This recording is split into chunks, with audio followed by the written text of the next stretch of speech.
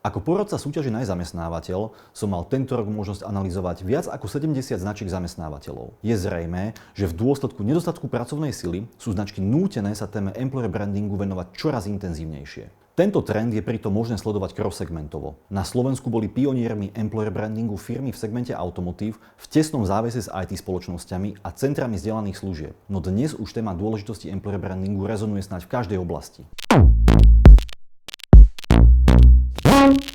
Spoločnosti si čoraz viac uvedomujú, že ak chcú získať alebo udržať kvalitu či konkurenčnú výhodu, potrebujú angažovaných a šikovných ľudí. Zistili, že ak chcú zaujať talenty a udržať existujúcich zamestnancov, tak je aj pre nich téma employer brandingu nutnosť. Časy, kedy stačilo mať inzerát na pracovnom portáli, sú už dávno preč a prítomnosť značky na pracovných portáloch je dnes už nevyhnutnosť. Kľúčovou výzvou, ktorá stojí pred značkami v našom regióne, je určite schopnosť SME biznisov zaujať talenty, aj keď nepracujú s tak rozsiahlymi rozpočtami ako nadnárodné korporácie.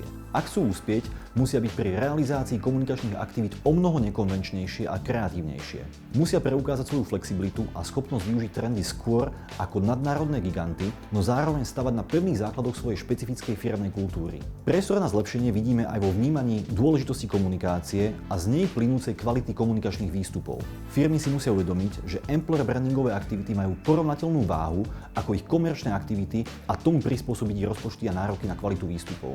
Až príliš často sme svedkami fragmentovaných značiek, ktoré na jednej strane investujú obrovské množstvo úsilia, času i zdrojov do komerčnej komunikácie, no len nevyhnutné minimum do vlastných ľudí, ich spokojnosti a angažovanosti. Pre stabilitu každého biznisu je teda kľúčové si uvedomiť, ako veľmi sú v skutočnosti tieto dve nádoby spojené.